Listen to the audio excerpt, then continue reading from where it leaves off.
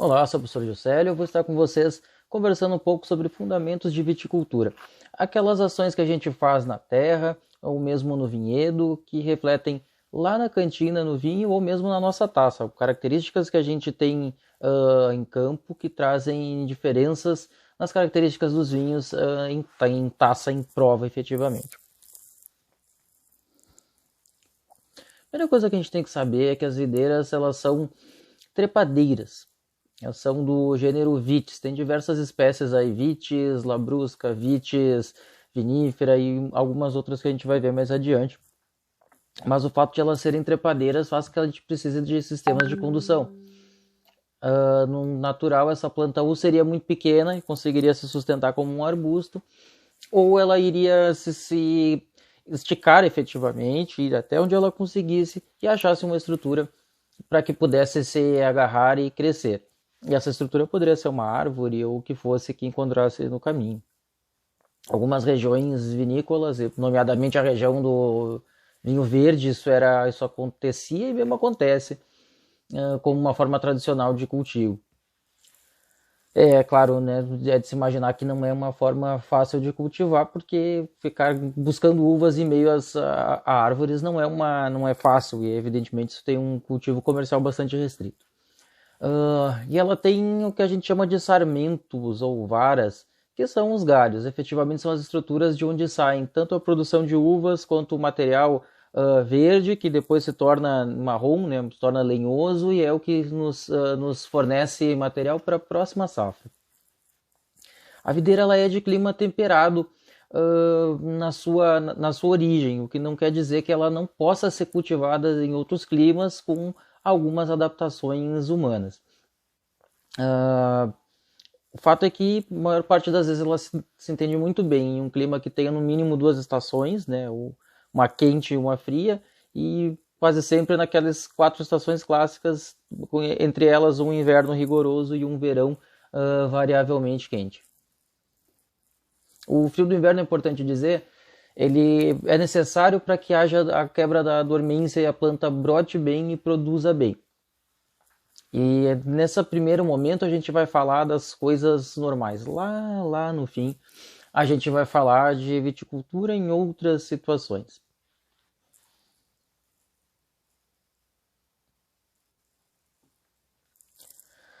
Bom, quando a gente fala no cultivo da vinha, no cultivo da videira, a gente tem que pensar que a gente precisa ter um manejo específico para ela, sabendo que ela tem uma natureza e que a gente diferencia um pouco a forma dela ser de acordo com a nossa necessidade. Veja que a gente tem uma planta que ela vai crescer num sistema de condução, vai crescer numa estrutura que a gente vai pôr para ela produzir de forma que nos convenha.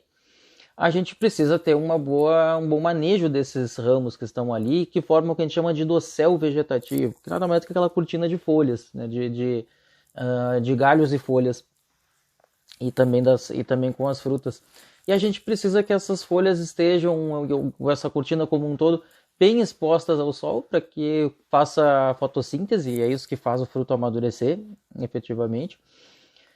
Que elas não estejam muito amontoadas, coisas que se sombreiam, uma folha sombreando a outra, uma folha sombrando o cacho, ou mesmo um cacho sombrando a folha, significa que a gente tem perda da, da captação de luz e, logicamente, perda de atividade fotossintética.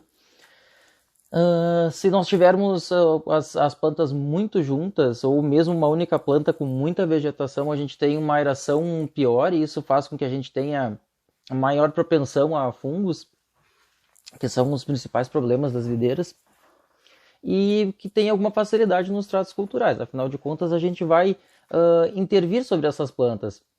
E imaginem, por exemplo, fazer um vinhedo de 3 metros, como que você, com as uvas frutificando, seria uma situação extremamente hipotética, mas com as uvas frutificando em 2 metros, quem conseguiria colher isso? Pouca gente. E é importante a gente saber que a gente precisa também pensar que a gente vai usar, que pessoas vão fazer tratamentos, vão manejar, equipamentos e implementos agrícolas vão passar, isso a gente tem que ter em mente quando projeta um vinhedo. Outra coisa que a gente tem que saber Porque a gente precisa de um equilíbrio vegetal. A gente precisa que tenha, primeiro, que a planta brote bem. E aí isso influi inclusive na poda, quantas estruturas que vão brotar, que a gente vai ver mais adiante que são gemas, quantas gemas eu deixo, de forma que uma não sombreie a outra quando crescer, de forma que elas brotem parecido, porque senão a gente vai ter uvas amadurecendo numa época ou em outras uvas em outra, porque é claro, à medida que umas brotem antes e outras depois, esse tempo não se recupera, esse tempo de diferença se reflete, ele diminui, é verdade, mas ele se reflete em uvas maduras em épocas diferentes.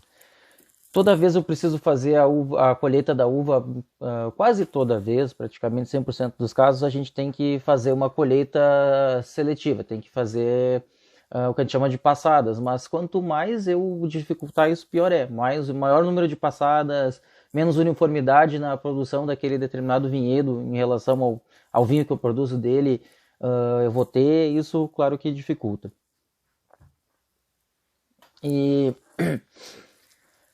também a gente tem, como eu disse, pensar na quantidade de fruta que se produz ali. A gente não pode exagerar na quantidade, no volume de produção. Existe um limite em que ela produz bem, né, em quantidade e qualidade. Tem um limite de sacrifício, digamos que justo, em que você tira uvas e ganha substancialmente em qualidade. E tem um limite a partir do qual a perda de uva não quer dizer um grande incremento em qualidade. Mas é sabido que quantidades maiores de uva por planta vão produzir com menos qualidade, somente se a gente sair desse limite possível aí, que alia boa qualidade e um bom rendimento. E além dessa quantidade de uvas, elas precisam estar bem dispostas nas plantas, precisam estar.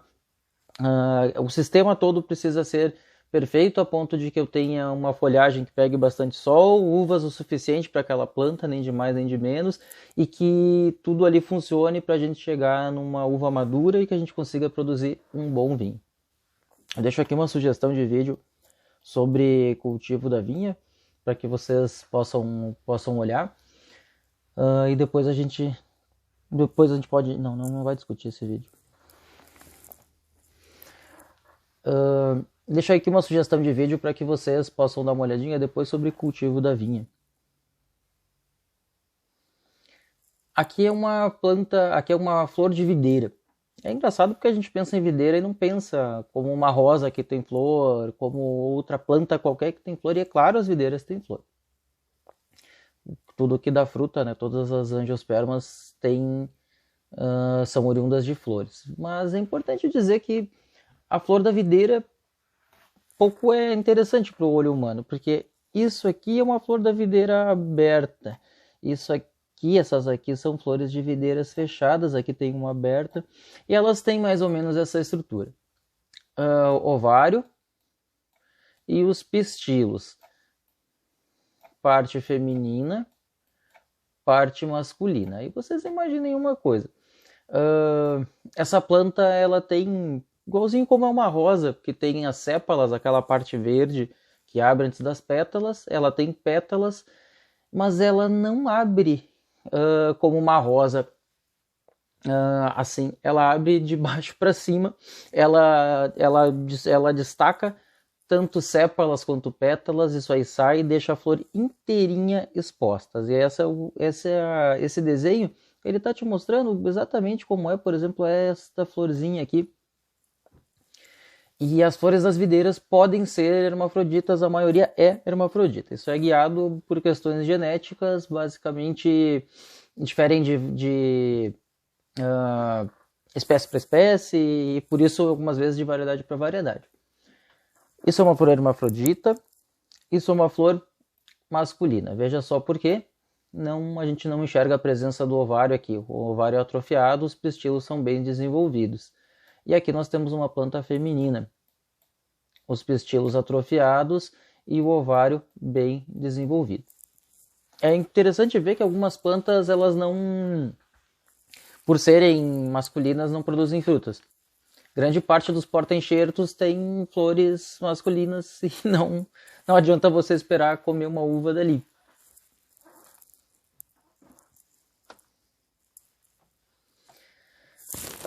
Em relação à origem das videiras, a gente tem basicamente dois grandes grupos, um americano ou da América do Norte, outro europeu ou da Eurásia, bem na realidade. A videira parece ter saído, assim, as primeiras evidências efetivas, e mais antigas evidências, parecem ter sido Armênia, Irã, diferente do que a gente imaginaria que seriam da Europa, mas elas se desenvolvem dali para a Europa e na Europa elas tomam um grande vulto.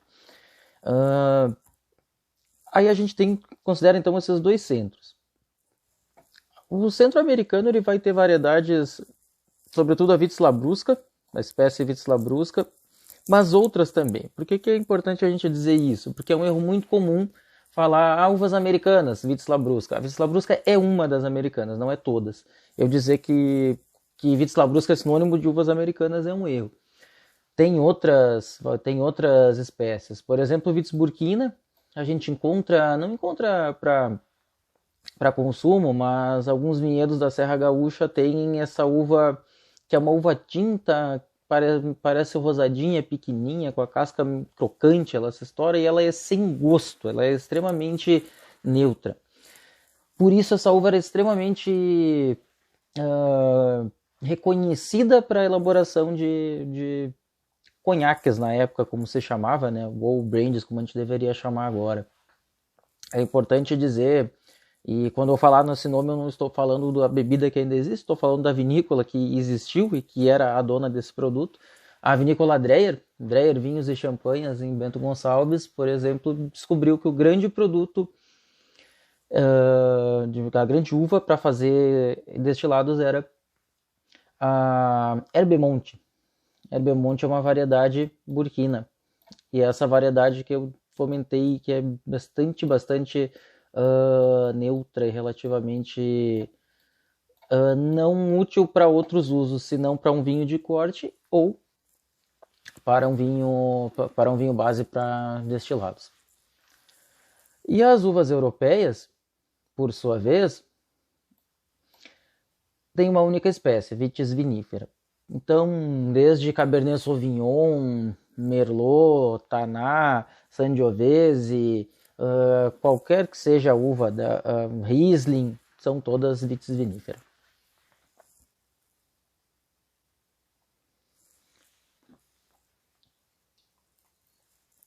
Do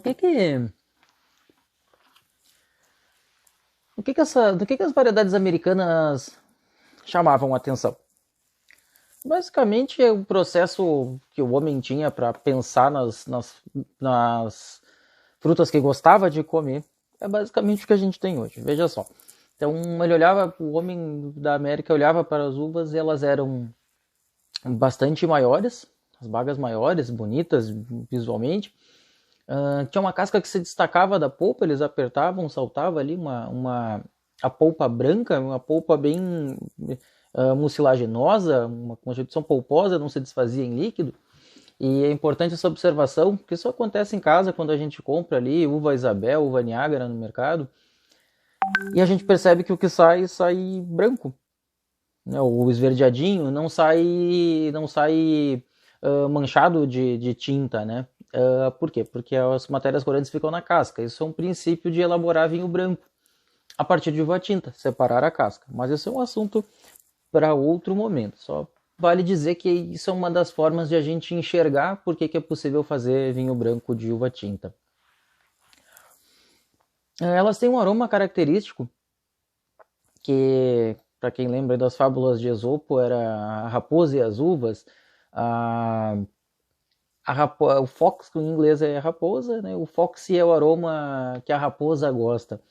Esse aroma é exatamente aquele que a gente gosta, que a gente identifica como cheiro de uva. Ele vem do antranilato de metila. Não quer dizer que as uvas que não sejam americanas não tenham cheiro de uva, mas que elas não tenham esse aroma forte e característico e que a sua expressão de frutas é um pouco diferente. E nas americanas a gente não costuma ter aromas herbáceos. É só pensar nas uvas que a gente compra na quitanda. Elas são frutadinhas, elas têm o cheirinho que a gente gosta de uva. O que mais que essas uvas têm? elas têm uma quantidade menor de açúcar, o que aparentemente para alguns é dizer, mas eu não, quando procuro uma fruta, procuro ela bastante doce. Bom, vamos com calma. Depende de quanto doce a gente está falando. E as uvas são bastante doces. A gente está falando que por baixo uma uva de quitanda tem 12% de açúcar. 12% de açúcar não é pouco. Ou seja, nesse caso, talvez ter menos açúcar era uma vantagem. Uma acidez mais agressiva e que a gente não consegue modificar quando produz vinho, em função da natureza dos ácidos que tem. Ela tem bastante ácido tartárico, e esse ácido ele é estável, ele baixa muito pouco a gente não tem processo bioquímico para diminuí-lo, ele baixa um pouco depois da fermentação, em função da presença de álcool de baixa temperatura, mas esse ácido ele é muito mais forte, muito mais agressivo, e ele não se desfaz efetivamente. Então a gente não consegue diminuir a acidez dos vinhos. Isso talvez era legal para a uva, porque a gente tinha uma uva com acidez que balanceava a presença do açúcar. E por isso talvez a gente tinha um maior equilíbrio gustativo. Então vocês imaginem uma uva mais bonita, que a casquinha solta, que não é amarga, que tem um bom equilíbrio, que é cheirosa. Essa uva era uma grande uva para comer. E aí é claro que a gente usava ela para quê? O homem primitivo comia, como a gente ainda hoje come, mas principalmente na indústria hoje, sucos e geleias. Para quem já tomou um suco de uva europeu, ele é extremamente mais sem graça que o nosso. Ele é herbáceo e ele é extremamente doce. E às vezes, quase sempre, tem um problema de acidez muito baixa.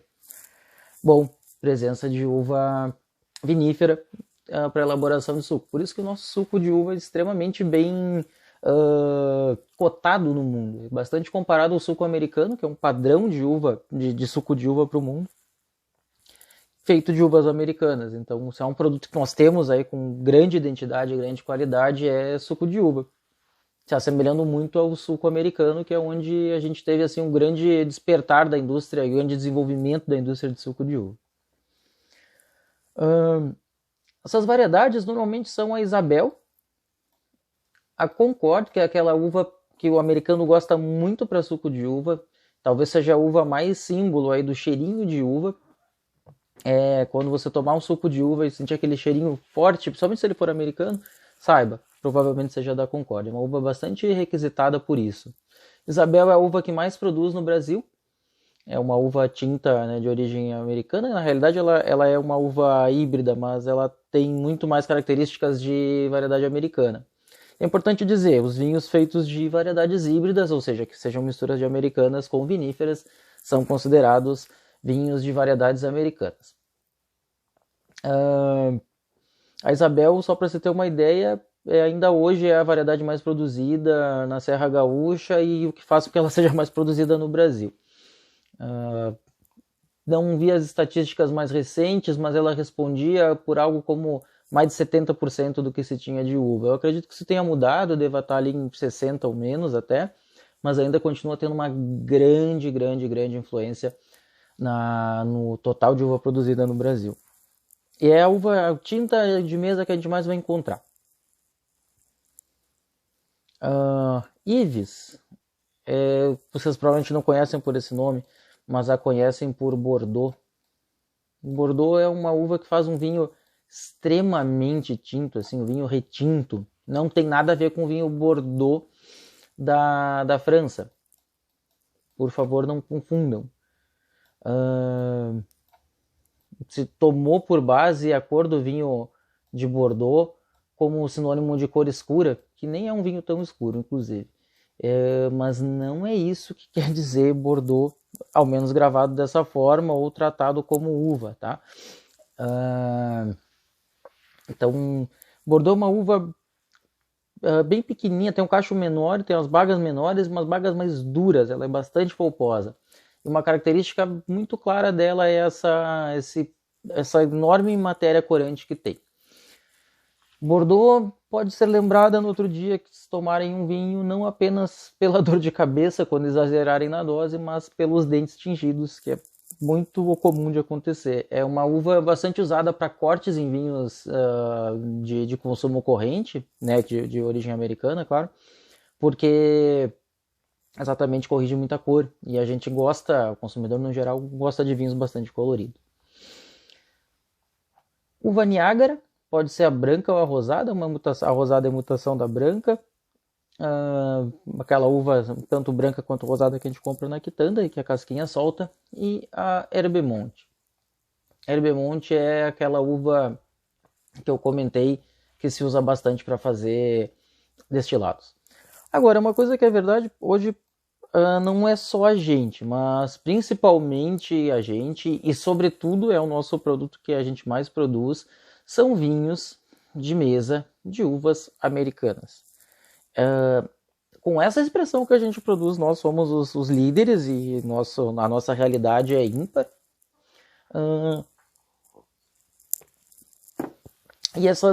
Porque a maior parte do mundo não usa uvas americanas para vinho. Usa uvas americanas para suco, para geleias e mais ainda, não usa uvas americanas, usa uvas europeias e eventualmente traz alguma coisa de uva americana por exportação. Alguns outros lugares também têm uvas americanas, né? Como é de se imaginar, os próprios Estados Unidos, inclusive fazem vinho, tá? Canadá, e o Canadá talvez seja importante a gente dizer que o Canadá tem uma uva chamada Vidal. O que tem essa uva? É uma uva, na verdade, híbrida, não é uma uva de origem americana, né? Mas tem um cruzamento de americanas, é considerada, para a nossa legislação, por exemplo, seria um vinho de uvas americanas. É bastante usada naqueles ice wine, que é aqueles vinhos de uva congelada. Estamos falando do Canadá, é um lugar bastante frio. Por que eu faço questão de frisar esse exemplo? Porque a gente tem aí talvez um dos maiores potenciais de agregar valor em uma variedade de uva que é tida como inferior para fazer vinho, que é tida como produzindo vinhos de menor qualidade. E isso porque as variedades americanas, daqui a pouco a gente conversa sobre as viníferas, mas as americanas elas não têm uma série de taninos, uma série de aromas interessantes, e elas não produzem vinhos longevos, elas produzem vinhos para consumir rápido, o que tem um problema, mas só não se prestam para envelhecimento, e nem para uma grande apreciação. Eles são vinhos francos, diretos, normalmente mais ácidos, normalmente mais leves e frutados. Mas nesse caso do Canadá é um produto caro. É um produto extremamente caro. A maior parte do ice wine deles é feito dessa variedade. Tem também de Riesling e algumas outras variedades. Se eu não estou enganado, Sauvignon Blanc também, e várias outras, mas o fato é, esse vinho é ímpar desse ponto de vista. Quem mais tem uva americana? Conta-se, né? E aquelas conversas que a gente escuta de alguém do amigo, mas que talvez sejam verdades, não sejam exatamente assim fake news, mas o mundo gosta, e talvez assim os campesinos, sobretudo, o pessoal que trabalha com agricultura, acha interessante esse frutadão do Brasil. E algumas vezes eles têm escondidos nos vinhedos, porque legalmente na Europa não se pode ter uvas americanas. Tanto que na Itália ela é chamada de fragolina. Fragolina, né, parece personagem de desenho, mas na realidade é de fragola, de morango. Algo como moranguinha. Exatamente pelo tanto de aroma frutado que tem. E outra coisa que é interessante dizer, Argentina e Uruguai também tinham. A Argentina e Uruguai consomem muito mais vinho que a gente, mais Argentina do que Uruguai. A Argentina chegou a estar muito próxima, hoje tem uma distância um pouco maior, mas chegou a estar muito próxima dos grandes consumos que a Europa tinha. E quando os imigrantes, basicamente por causa dos imigrantes italianos, e alguns franceses também, mas quando os imigrantes vieram, também não vieram já sabendo fazer tudo naquela terra nova para eles, e também teve experiências com variedades americanas lá. Recente aí, deve ter não tem 30 anos, pelos meus cálculos, posso estar errado nisso, os órgãos oficiais disseram, não, vamos melhorar a qualidade do vinho, impediram o plantio e a produção de vinhos de uvas americanas, tanto no Uruguai quanto na Argentina. Na Argentina um pouco antes, no Uruguai um pouco depois.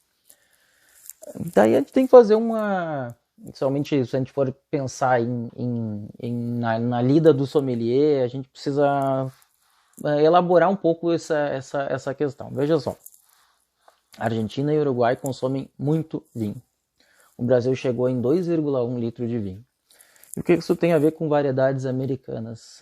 Tem a ver que muitas vezes a gente vê um sommelier dizendo: eu acho que tinha que arrancar todas as variedades americanas. Aí o Brasil ia produzir vinho bom. E aí o Brasil ia despontar. E aí o Brasil... Bom, aí tem que dizer que o Brasil ia baixar dos 2,1 para níveis irrisórios de vinhos. Por quê? Porque a nossa grande produtividade é essa, ou seja, claro que nesse cálculo de 2,1 litros por ano tem os vinhos de fora também, mas muito se compra daqui. O que se compra daqui, a maior parte, até mesmo pelo histórico de produção, é de uva americana. E as pessoas talvez prefiram vinhos de uvas americanas, à medida que são mais frutados, quase sempre são suaves. O fato de ser suave é adição de açúcar, mas quase sempre tem essa dupla conjugada: frutado, leveza, esse trio na realidade é frutado, leveza, presença de açúcar. E aí talvez seja um pouco forçoso dizer, se você já não conheceu o consumidor de massa, dizer, se nós tirarmos as americanas, nós iríamos fazer milagre. Não iríamos, porque provavelmente esse consumidor não compraria vinho vinífera. E é importante dizer, nenhum país grande consumidor consome vinho de exceção.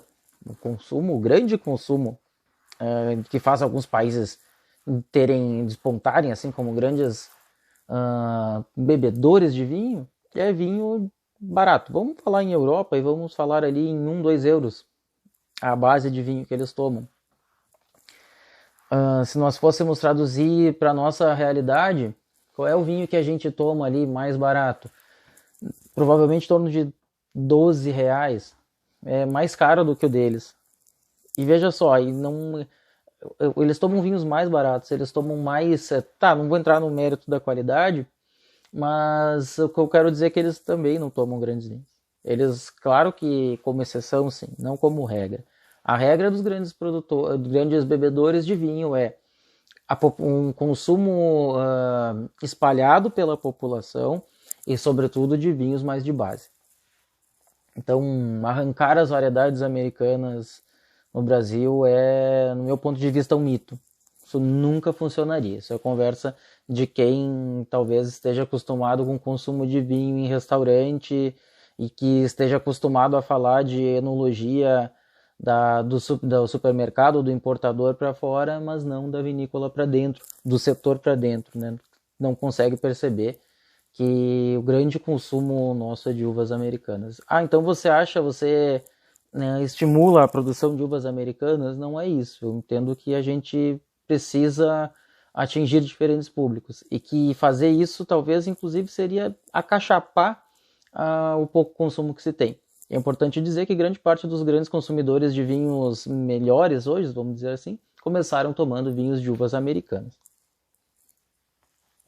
Faço essa discussão aqui porque eu acho importante, se a gente pretende pensar no ofício do sommelier como um indutor do consumo de vinhos e alguém que compreenda e saiba os caminhos que pode pegar ali para tentar conquistar alguns consumidores. Aqui estão só alguns exemplos. As duas Niágara, né, branca e rosada, Isabel, Bordeaux, e isso aqui é a Concorde. Bom, quando a gente fala das variedades europeias, a gente vai descobrir que elas não eram tão legais do ponto de vista do consumo in natura, do consumo como fruto. Veja só, uma uva com bagas menores, uma uva que ela se desfazia em líquido, que é o que quer dizer deliquescente. a gente aperta, a casca não solta, e além de não se soltar, a polpa se desfaz em líquido. Isso é extremamente importante para fazer vinho, afinal de contas a gente quer extrair líquido, mas não é interessante para uva em consumo, né, como fruto mesmo, né, como consumo in natura. A gente tem aromas menos frutados, de menos intensidade, de menos morangão, como é, digamos assim, naquela, como chamam os italianos a uva Isabel.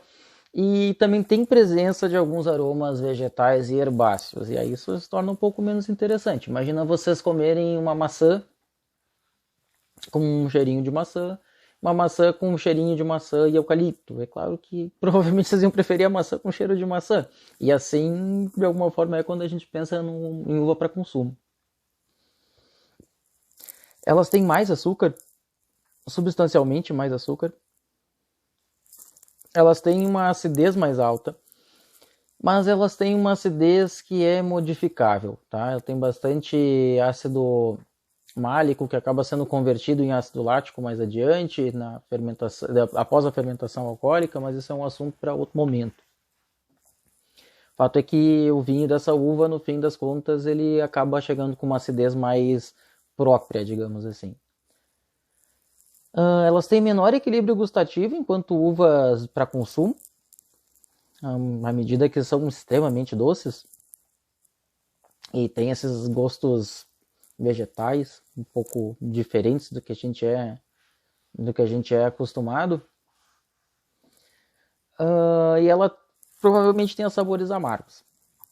Não necessariamente amargos, mas estranhos para o nosso hábito de paladar. E aí eu estou falando basicamente de taninos, de polifenóis. A semente tem bastante tanino, inclusive um pouco amargo. A casca é mais rica em polifenóis, trava um pouco a língua. É diferente do que era aquela uva americana que a gente não precisava nem comer a casca, e quando comia era bem mais agradável que a casca das variedades europeias, que inclusive é uma casca mais grossa. Ela tem menos mucilagem, a casca sai mais, quando a gente aperta ela, ela fica menos com polpa impregnada, mas ela tem a casca em si é mais grossa. Aqui tem alguns exemplos. Isso é Chardonnay. Aqui Cabernet Sauvignon. Aqui Sauvignon Blanc. Isso aqui é Taná. Aqui é Cabernet Franc. Riesling itálico, não Riesling alemão. Merlot. E aqui nós temos Pinot Noir. Talvez seja importante dizer, a casca como eu falei um pouquinho antes, a casca das uvas europeias, na realidade, ela não é exatamente mais grossa, ela é mais desagradável. Ela costuma ser mais facilmente se romper, ela é mais delicada, mas efetivamente ela tem uma constituição mais desagradável, até para talvez não parecer o contrário. Quando a gente vai ver e vai falar sobre condições de cultivo, elas são uvas mais difíceis, inclusive porque tem a película mais sensível. Então, para fazer um paralelo que eu falava de questões de gustativas efetivamente. E também para não confundir o fato da casca da uva americana ser mais mucilaginosa com ela ser necessariamente mais grossa. Agora é importante, aproveitando essa figura, para a gente comentar algumas coisas interessantes. Que existe uma ciência chamada ampelografia, que é basicamente a ciência da observação das videiras e tentando achar suas características e inclusive inferir quais que são. Eu não pretendo aqui ensiná-los isso, até porque eu muito pouco sei, mas vale a pena a gente prestar atenção em alguns elementos dessa imagem.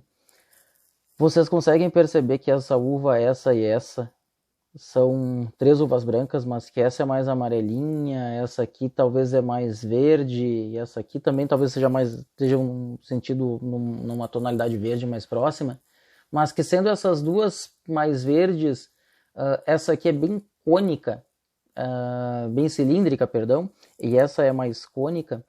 Vocês conseguem perceber que essa aqui tem um cachinho único e essas duas têm uma asinha, uma orelhinha? Assim acontece nessa aqui também, que tem uma orelhinha. Aqui tem uma orelhinha. Aqui tem uma orelhinha e basicamente todas essas uvas têm, a maior parte das uvas tintas apresentam orelhinhas. Às vezes ela não apresenta orelha, mas ela apresenta um ombrinho mais largo. Aqui, por exemplo, não tem, ela só tem um formato mais cônico. Taná é um caso de cacho que a gente chama de espadaúdo, ela tem um ombro bem largo aqui. O cacho pode acabar, aqui a gente não vai ter um exemplo, mas ele pode acabar numa pontinha, ele pode ser cilíndrico, como é o caso da Riesling, ele pode acabar em duas pontinhas, caso da Trebbiano Toscano. Essas coisas todas são observadas quando a gente tenta inferir sobre as uvas a partir da observação. Tamanho dos entrenós também, tá? Isso aqui a gente chama de nó, é onde saem as gemas que dão os galhos futuros e as uvas futuras. Essa região aqui entre um e outro se chama entrenó. Aqui não tem aqui tem dois, ó, isso aqui é um entrenó. Agora é importante verificar. Olha como esse aqui é curto, daqui até aqui tá bem curtinho. Desse aqui até o outro a gente não enxerga na foto. Claro, essas fotos não estão exatamente na mesma escala, mas a distância entre nós também pode ser importante. A maturação do pecíolo, que é essa parte do cabinho da uva que encaixa na planta, também pode te dizer alguma coisa. Esse olho que tem aqui, esse pontinho que tem em algumas uvas, pode te informar alguma coisa. Grande parte dos produtores fala que quando esse pontinho está bem destacado, na Chardonnay a uva está madura. Se eu pegar a Sauvignon Blanc, não tem. Também se eu retirar uma uva dessas, na inserção peciolar delas,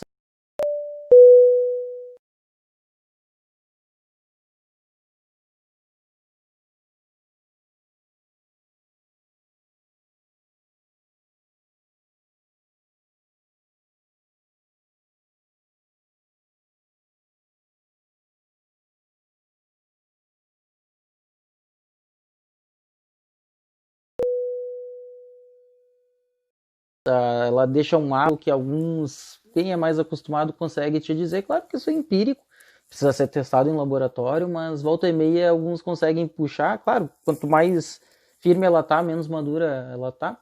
Mas retirar, olhar para ali e dizer, olha, não tá bem maduro, não tá bem escurinho. Também formato de folhas, a gente não tem as folhas bem claras aqui, mas se vocês cuidarem, essa folha tem um furo aqui, né? Na realidade não é um furo, na realidade isso aqui é a sobreposição de duas partes delas, dois lobos delas, como a gente chama, fazendo uma folha que a gente chama de lacinhada. A maior parte delas é trilobada, tem uma folha com 3 reentrâncias. Eu sou péssimo em desenho, isso aqui tá parecendo Lula Molusco, mas a ideia era tentar, ainda mais com um desenho digital, mas é dizer que elas costumam ter esses 3 lobos, portanto 2 reentrâncias. Algumas têm 4 reentrâncias. Aí 1, 2, 3, 4 lobos, pentalobadas e por aí vai. E algumas, essa parte passa em cima dessa, como é o caso aqui de Cabernet Sauvignon, e a gente tem uma folha chamada lacinhada. A cor do pecíolo, a cor da folha, a presença de pelos nas folhas. A Pinot Meunier, por exemplo, se diferencia bastante do Pinot Noir pela presença de pelos na folha. Por isso ela chama Meunier de moinho. Tem a farinha, tem o branquinho dos pelos. É uma coisa interessante. Eu particularmente, eu não tenho a pretensão de ser bom nisso, mas eu acho até mesmo gostoso ir a campo e olhar assim, nossa, tem diferença aqui, tem diferença naquela, acho legal. A gente vai falar sobre enxertia. O que a gente precisa pensar quando a gente fala sobre enxertia? A gente falou ali de duas origens da videira, americana e europeia. Vocês perceberam que as uvas eram bem diferentes. E talvez tenham inferido que alguns sujeitos com a uva boa para comer e não tão boa para fazer vinho queriam vinho, e que os sujeitos que faziam vinho bom mas não tinham uva boa para comer queriam uva para comer. E a gente tem que pensar que a gente está ali há 200 anos atrás ou até mais, que não há telefone, não há sequer telegrama. Eu suponho que os correios eram tudo por barco, e de um continente ao outro era um grande evento. E levava muito tempo, era grande efetivamente em número. Mas se trocou material, como é de imaginar, se trocou material entre América e Europa. Lá na América, nós tínhamos plantas, uma coisa que é importante destacar, as uvas americanas são mais vigorosas. Elas produzem mais, elas crescem mais, elas precisam de mais espaço para crescer, porque senão elas uma sombreia a outra. Mas é importante, essa característica é importante a gente pensar que a faz mais resistente. Bastante mais resistente. E a maior parte do que a gente tem hoje de variedades com resistência natural tem uma grande parte de DNA de variedades americanas. Pois veja bem, as variedades americanas tinham lá umas verruguinhas na folha, como a gente enxerga ainda hoje, se for num vinhedo de uvas americanas. Umas galhas, umas verruguinhas, a folha ficava meio encarquilhada, aquilo ali era amarelinho, abria, se fosse bom de olho, enxergava uns pulgãozinhos dentro. E a vida inteira essas videiras ficavam quietinhas, não definhavam. Esse ser que tinha, não era uma simbiose, efetivamente era um comportamento de parasita, não acabava com a vida da videira americana. Até que a videira americana chegou na Europa. E o inverso também. Mas a Europa é que presenciou uma das maiores calamidades públicas à medida que os europeus, eu evidentemente estou sendo irônico, mas à medida que os europeus iam ficar sem vinho. Por quê? Porque de um dia para o outro você percebia que morreu um pé, no outro dia se percebeu que morreu um hectare, no outro dia se descobriu que o vizinho perdeu também um hectare, daí no outro dia, uma semana depois, as cartas demoravam para chegar, se descobria que a 300, 400, 500 quilômetros dali também estava morrendo planta. O que está acontecendo? Bom, aí fomos descobrir que nada mais, nada menos do que um pulgão chamado Phylloxera. O que esse pulgão estava fazendo nas uvas americanas, nas uvas europeias que não fazia nas americanas? Ele descobriu que tinha um lugar mais legal nas uvas europeias para se instalar. É nas raízes. Então, embora não sejam as raízes que produzam a nutrição, digamos assim, da planta, né? As folhas fazem fotossíntese, mas mandam para lá, né? Seiva bruta, converte em elaborada, fica quietinha lá e é despachada da raiz para o resto da planta, nas partes lenhosas, sobretudo, para o resto da planta. Essas plantas morriam, essas plantas definhavam. E aí surgem as tentativas humanas de resolver o problema. A primeira coisa era pensar que se na americana era a parte aérea que tinha problema, a parte e nas viníferas era a raiz, a mistura dessas coisas talvez desse certo. E aí a gente fez uma série de cruzamentos tentando obter uvas com resistência de americana e com características de uvas viníferas.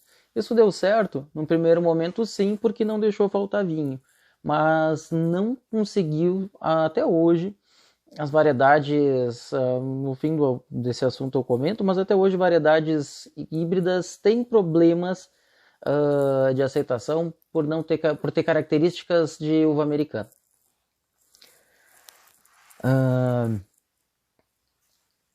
E vocês vão ver que a maior parte dos híbridos que a gente usa ainda hoje, eles são aí do fim dos 1800, que foi quando isso aconteceu. Lá por 1875, 1880, 1870, mais ou menos quando os imigrantes italianos vieram para cá. Aí ficou ali entre o fim dos 800 e o começo dos 1900. E você vê que a maior parte dos híbridos são dessa época. Igualzinho uma outra ideia que eles tiveram. Aí eu repito, né, que a parte aérea da americana tinha problemas, a raiz das europeias tinha problema, eu queria a uva das europeias com a resistência da americana.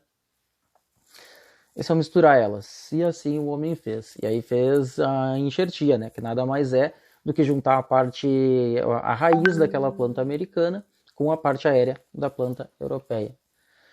Elas não interagem, não dão um filho diferente, não. Nós não estamos fazendo reprodução.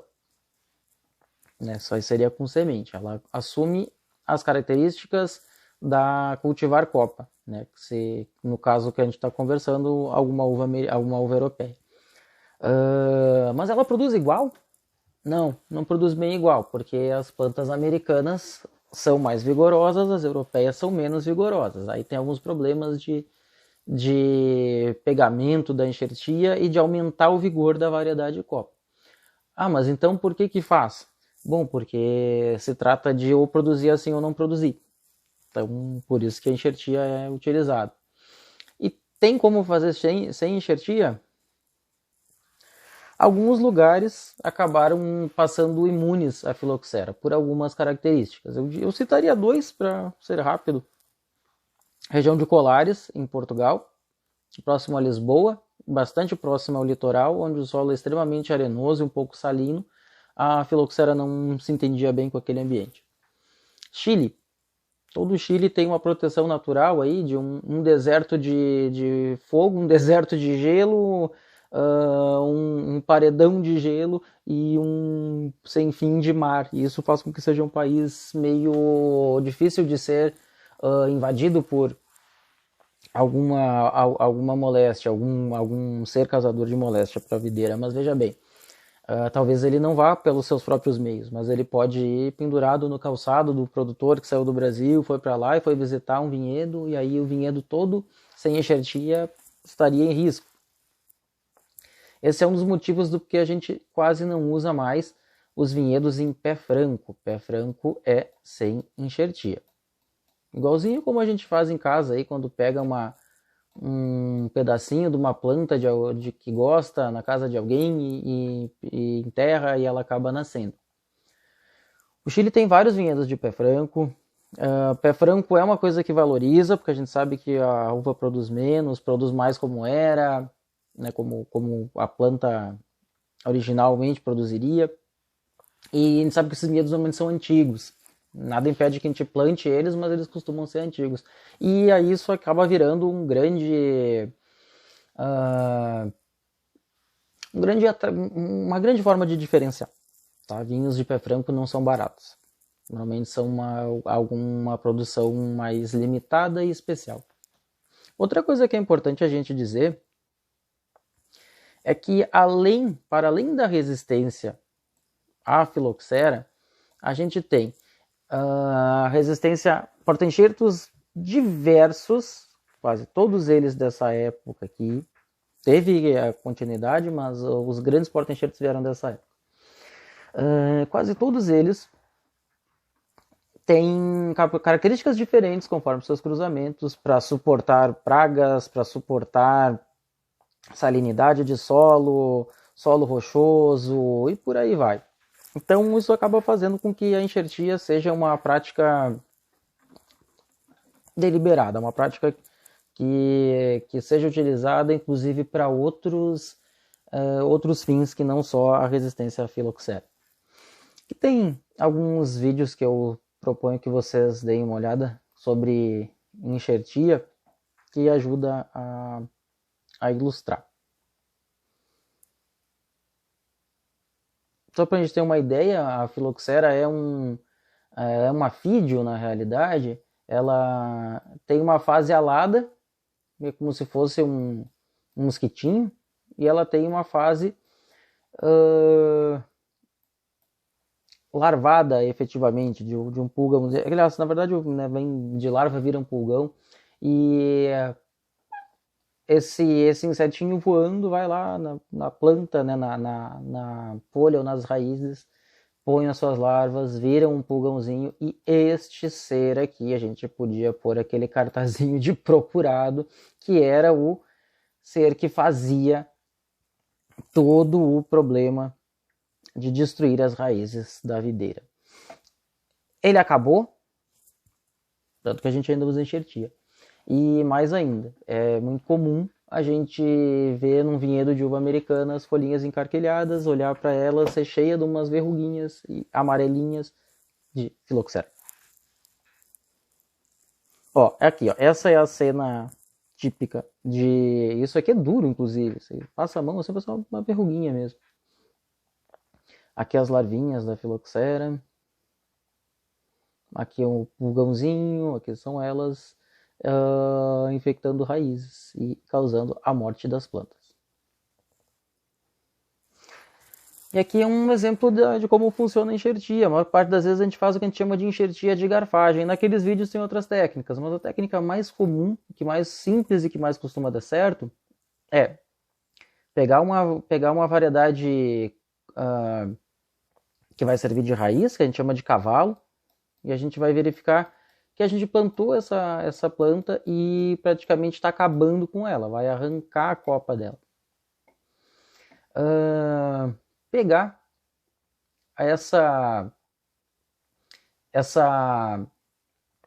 madeira, esse galho que sobrou, vai fendilhar ele, vai fazer uma fenda, vai pegar um galho, na verdade menos que um galho, mas provavelmente uns 2 olhinhos desses, uns 2 brotinhos desses aqui, que se chama gema, vai fazer um corte chanfrado, expondo a medula e não arrancando a casca das laterais. Vai encaixar casca com casca, medula com medula, e um dos lados aqui, preferencialmente, tem que estar com a casca encostando, para melhorar o pegamento desse enxerto. E vai fazer o amarrio disso, preferencialmente com plástico, para não perder a umidade. Às vezes pode ser posto serragem também e tudo mais. E se tudo der certo, tu vai pegar a planta de baixo, praticamente deixa de existir como uma planta produtora de copa, e a planta de cima passa a produzir seus frutos. A planta de baixo nunca mais vai dar uma folha? Pode dar, e provavelmente ela tente, ela, né, foi agredida, ela precisa se impor, se recuperar, e volta e meia ela cria uns brotos que não nos interessam. O que a gente faz? A gente arranca eles, porque eles vão ser o que a gente chama de broto ladrão, vão roubar energia e não vão produzir nada. Mas eu poderia usar eles para fazer muda? Pode, mas você não tem um vinhedo para fazer muda, você tem um vinhedo para fazer uva. Um viveiro para fazer muda é outra coisa. Então, nas nossas práticas de viticultura, a gente não vai querer esses ramos. Aqui tem um outro desenho que mostra isso também, né? Isso aqui nada mais é do que um galinho. 1, 2, 3, 4. Normalmente eles têm de 3 a 5 gemas, quase sempre 4. A gente corta isso aqui assim contra essa geminha, para que não fique caindo água e que uma ocorrência de uma geada ou coisa assim acabe matando. A gente pega essa gema, a gente pega esse galho, a gente enterra ele, normalmente 2 para baixo e deixa um para cima. A gente pode cegar, arrancar esses aqui, para que só brote esse, só enraize esse. Só que isso também pode aumentar aí a propensão a fungos. A gente tem esse material, então, vai enraizar. Eu vou plantar ele esse ano e ele vai se enraizar, vai crescer no próximo. Vou plantar nesse inverno, no próximo verão ele vai crescer. No próximo inverno eu faço a enxertia. Se eu fizer a enxertia que a gente chama de lenhosa.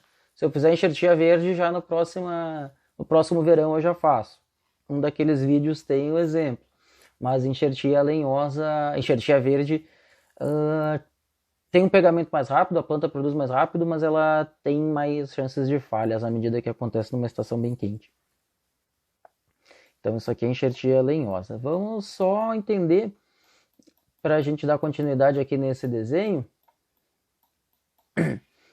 Percebam que a plantinha tinha crescido, a gente desprezou a parte aérea dela.